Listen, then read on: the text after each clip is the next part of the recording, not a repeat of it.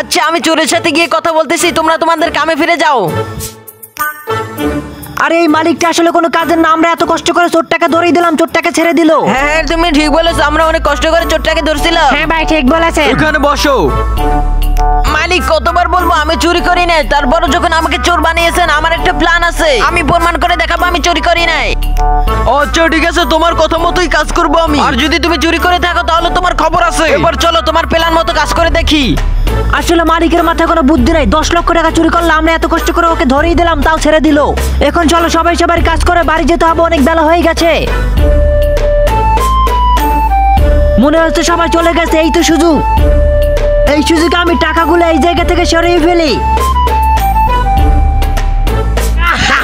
আমি 10 লক্ষ টাকার মালিক হয়ে গেছি। কত টাকা! এখন এই টাকাগুলো এখান থেকে তাড়াতাড়ি সরিয়ে ফেলতে হবে, না হলে সবাই দেখে ফেলবে। এখন আমি 10 লক্ষ টাকার মালিক। উপরে তো দেখো।